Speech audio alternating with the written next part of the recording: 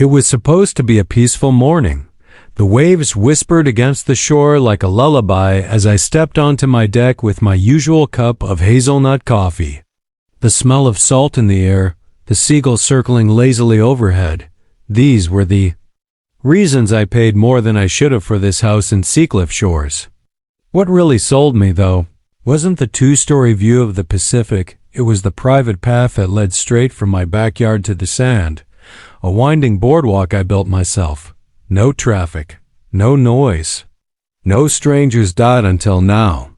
The sound of voices multiple interrupted my reverie. I froze mid-sip, eyes narrowing as I peered over the railing. There they were, a crowd, at least 20 people strolling down my beach path like it was a public attraction. A few were snapping photos.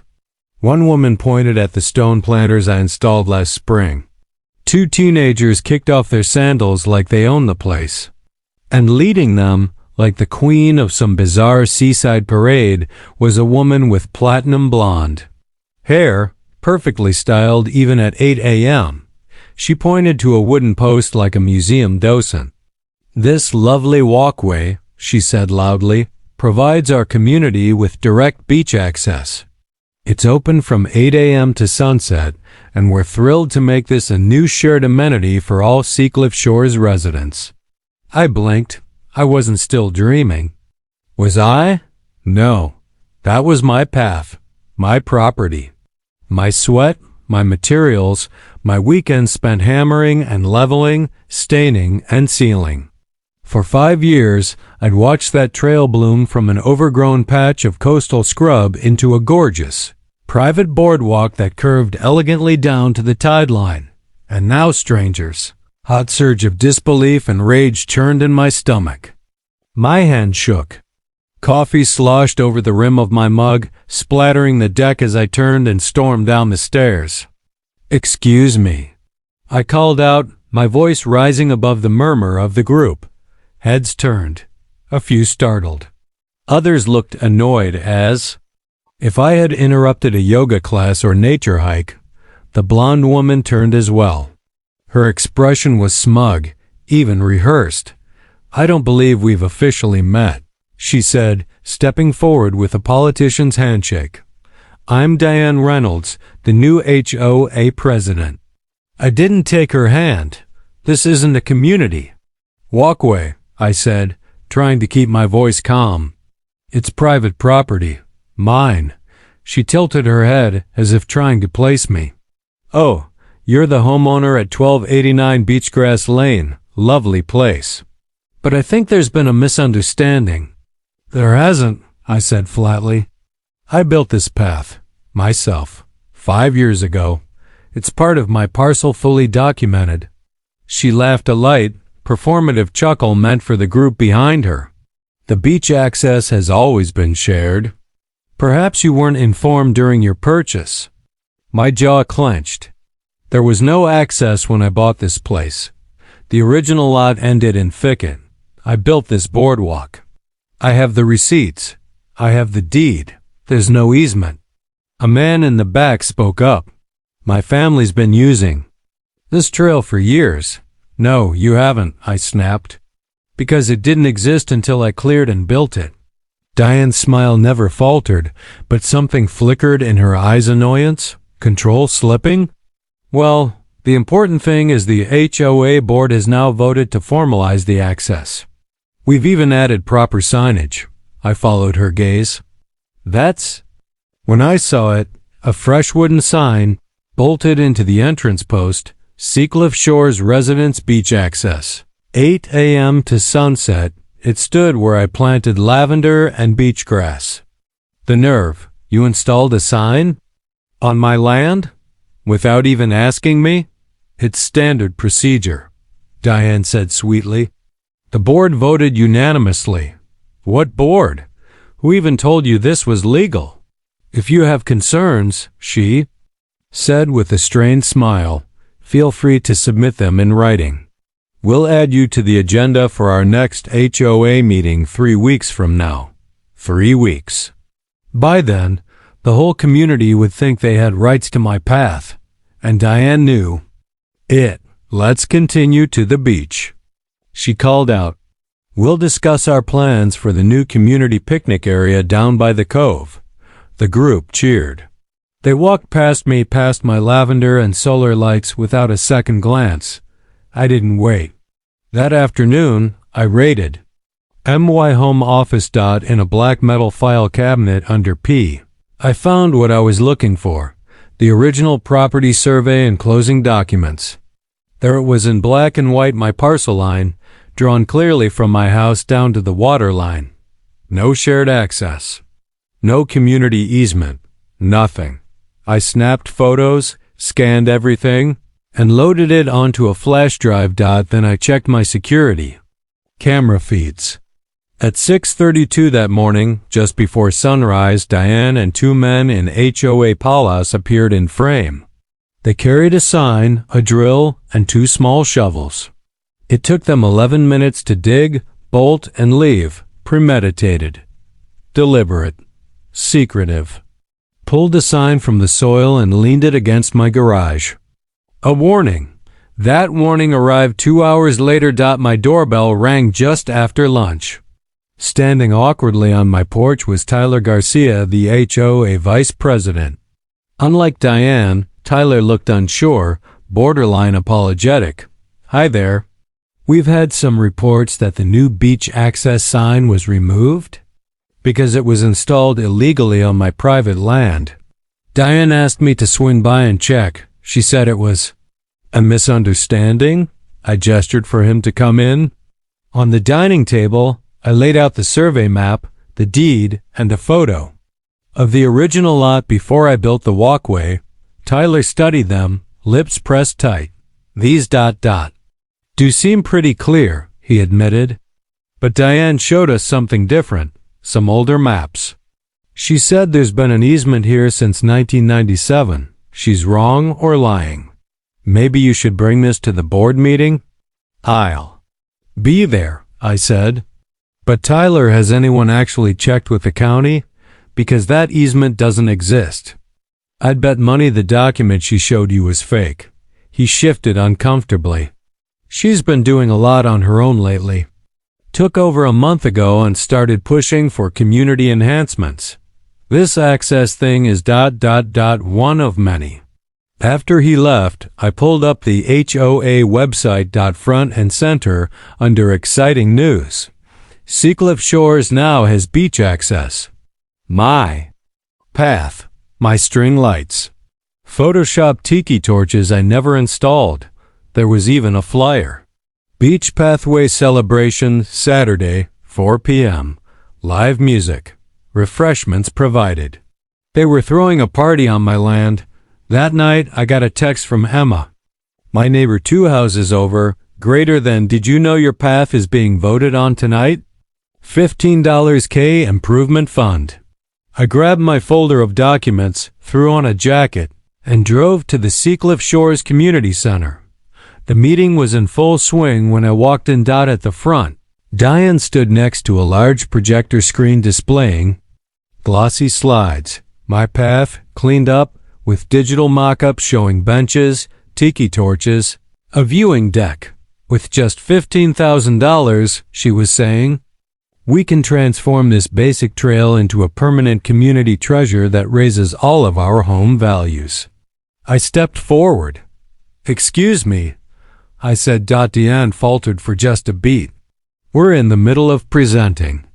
I need to clarify. Something for the entire room. That path is on my private property. I built it. I maintain it. I never granted public access, and any funds spent, there would be illegal construction on private land. Murmurs rippled across the crowd. I held up the survey map. I have documentation. It's all here. This isn't a misunderstanding. This is an unauthorized attempt to take over private land.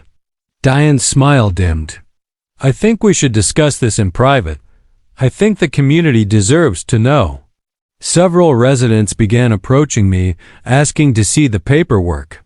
Diane's control over the room was slipping. She quickly called for a recess and pulled me into a side hallway. Her smile was gone. You're making a scene over nothing, she hissed. You have no idea how this makes you look. No, Diane, you have no idea what you're messing with. She tried again. The previous owner understood community needs better. There was no path before me. She stared at me coldly. We'll see what our association lawyer says. I suggest you stop removing signs or things will escalate. As she turned away, a brochure fell from her folder. I picked it up. Seacliff Shores. Paradise living with private beach access. New luxury units coming soon. My path. Marketed. Monetized. Manipulated. Now, I knew the truth. This wasn't about beach access. It was about money. And Diane Reynolds had just declared war on the wrong homeowner. The next morning, I sat at my dining table with Diane's glossy brochure open in front of me. It still smelled like fresh ink. My beach path photographed, edited, marketed as an amenity. But not for Seacliff Shores. It was for future residents. Ones who didn't even exist yet. New luxury units coming fall 2025. It read, tucked in the fine print, exclusive access to community-maintained beach walkway. My walkway. I scanned every page and forwarded them to two people, my lawyer and my old college roommate Rachel A., tenacious investigative reporter who'd been waiting for a story like this. Then I took a drive down to the county recorder's office. The clerk on duty was a tired-looking man named Ed. He let me dig through the land use records and HOA filings with minimal questions. Looking for anything specific? He asked. Yes, I said. I filed easement for beach access through parcel 1289B. An hour passed. Nothing. No shared access. No public right-of-way. No HOA jurisdiction, but something odd did pop up. A filing from 2 months ago, a scan of an old map with a yellow highlighter streak across my lot, marked Community Beach Path, Est, 1997. The document looked faded, but the date stamp was new. I asked for a certified copy. Ed squinted at it. This is weird, he muttered. Date smudged. This map isn't part of the original parcel batch. Looks like it was stapled in late. Filed by who? He turned the page. D. Reynolds. The next day, I heard pounding at my front door. It was 7:30 a.m. Outside stood Dan Reynolds. Two men in HOA polos and hilariously visitor badges clipped to their shirts like some kind of authority force. Where? Here to reinstall the community sign, Diane announced. Your removal of HOA property violates Section 8 of the covenant. I didn't agree to that sign. And I'm telling you again, it's on my land. She thrust a folder at me. We brought copies of the HOA designation. This walkway has been a designated access trail since 1997. HOA law gives us the right to maintain it. I looked at the papers. A Maplo resolution and smudged. A supposed vote summary from a 2002 HOA meeting. A signature block with names I didn't recognize, and none of it matched my official survey. None of this is from the county, I said. And the date is literally smudged. You're being difficult, she snapped. This is a simple matter. If you obstruct further HOA improvements, we'll fine you under the bylaws. Feel free to try, I said, handing the folder back. But until then, I'll be verifying these with my lawyer and the county. Again, Diane huffed. We don't need county approval. The HOA has its own documentation process. You may want to brush up on property law before you trespass again. She tried to push past me. I blocked the door. I'll be filing a cease and desist next, I added. You've had your warning. The visitor badges didn't come back. After that same afternoon, I mounted a wireless security camera above the entrance to the path. Small, discreet, motion activated. Then I printed a new sign on thick weatherproof board. Private. PROPRTY owner access only. Legal dispute pending. Unauthorized use equals trespassing. I nailed it to a driftwood post. I installed myself. Emma texted. Me at 4:15 p.m. greater than you might want to check your path. There's a crew out there. Tools and everything. I dropped my phone and ran. Sure enough, a white work van and a flatbed trailer were parked on the roadside. 3 workers, hard hats, tool belts, unloaded wooden planks and landscape fabric. A small excavator was parked at the bottom of the slope, its tracks already flattening dune grass, and standing beside them was Diane. Next to her was a man in a sharp gray blazer and loafers sinking into the sand. What the hell is this? I yelled, approaching from the bluff trail. Diane turned slowly, putting on her Stepford smile. Good afternoon. I'd like you to meet Robert Wilson from Coastal Developments. Wilson extended a hand. Pleasure. We're assisting the HOA with a beach accessibility project. Your community president assured us all permits were secured. I ignored the handshake. You're on private property. That path is mine. And I never signed off on anything. He blinked. Pardon? Diane stepped in, voice bright but shaky. There's an easement. It's been verified. The HOA holds rights to the land. No, we don't, I snapped. And I have the county's certified documents to prove it. You're trespassing. Right now. I pulled out my phone and hit record. Diane panicked. You can't record HOA officials without permission. We're not at an HOA meeting. We're on my land. And I'm protecting it. Wilson raised his hands. Let's take a breath. This seems like a misunderstanding. It's not, I said, zooming in on the workers laying down tools. Robert, I suggest you speak to your legal team before Coastal becomes liable for a trespassing lawsuit. He looked at Diane. You said this was approved. It is. She barked. This resident is confused about the boundary lines. We have maps, which were forged, I cut in. The county has no record of this so-called easement. I'll email you the proof. Wilson held up a hand. We'll pause. My crew will leave until we get clarity. No work today. He gave Dan a cold glance. You said this would be clean. Then he walked back to his SUV. As the workers packed up and left, I noticed neighbors had gathered watching from porches, peeking around garden fences. Emma crossed the street and stood beside me. She told the block you were being selfish. She whispered, but she's losing them. People are starting to ask questions. I looked toward the HOA clubhouse across the street. Through the tinted windows, I could see Diane pacing. Later that evening, my phone buzzed. Rachel, this story's bigger than just you. Diane's tied to a shell company linked to 3 stalled development projects in the county.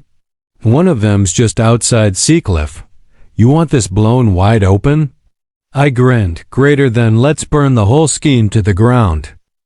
By Friday morning, the storm clouds legal, not coastal, were gathering fast. My attorney, James Takeda, called first. Greater than that easement map they showed you? Not only is it unregistered, it was backdated and digitally altered. I ran it through forensic software. A smudge covers the date stamp layer. Someone tampered with it.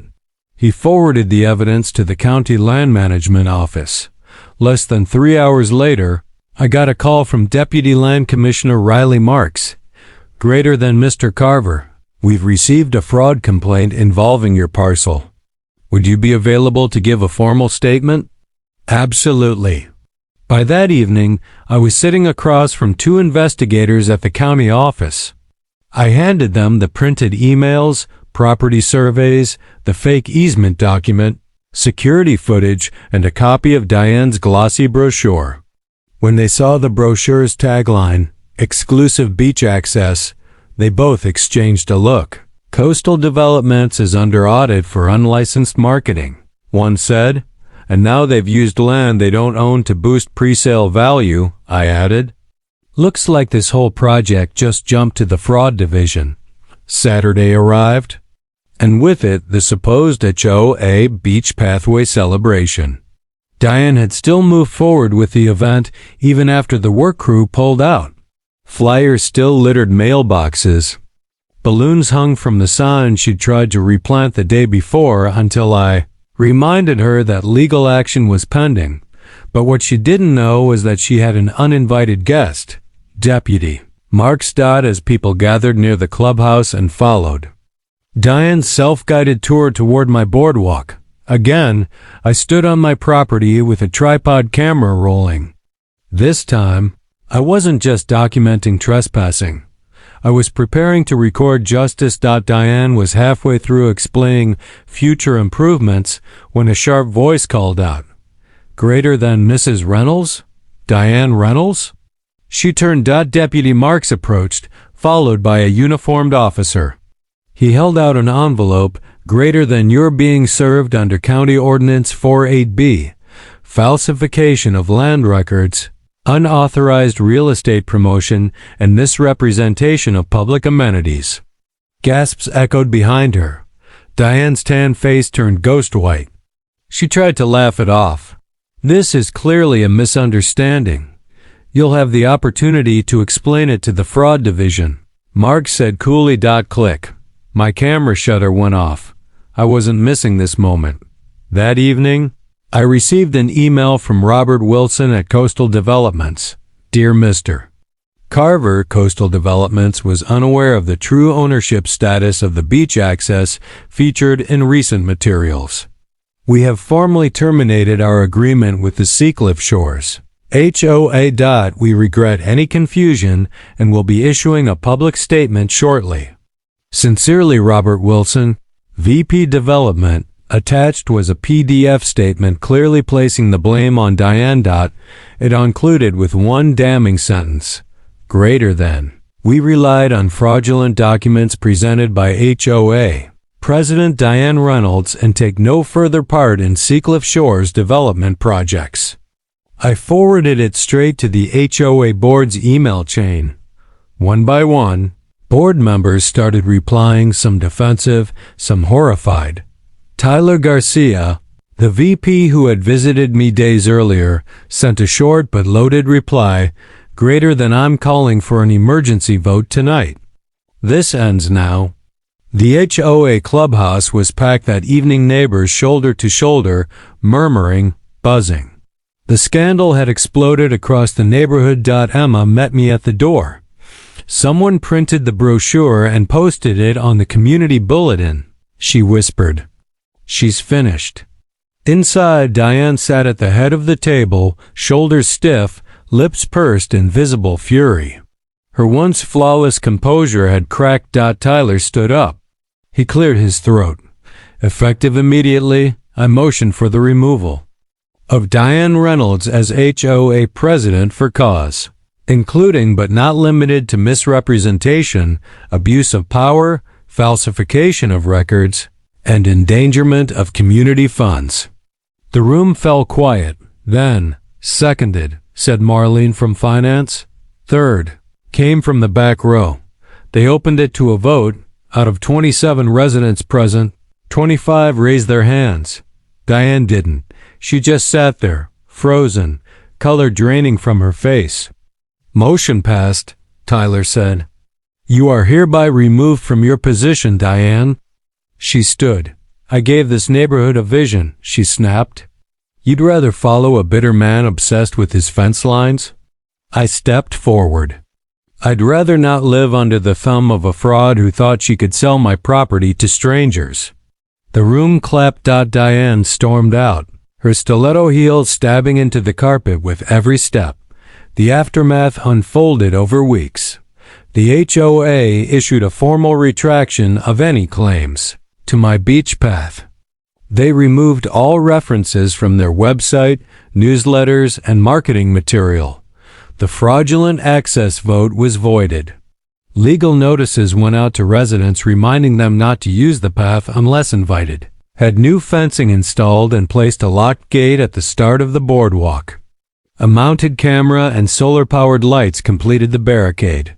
Deputy Marks, emailed me again to confirm that Diane Reynolds was facing charges for filing false public documents, real estate fraud, HOA fund misuse, trespassing, and unlicensed land. Marketing the case had been handed to the district attorney. As for coastal developments, they quietly backed away from the Seacliff project. Rumors spread they were trying to salvage their reputation elsewhere far from our town.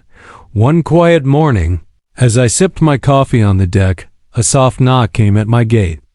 Emma stood there with 2 iced lemonades. "Looks like you got your piece back," she said. I smiled, lifting the latch. "I got more than that. I stopped someone who thought power let her rewrite property lines. That path isn't just wood and nails. It's proof," she nodded. "Proof of what?" "That no one gets to walk all over you."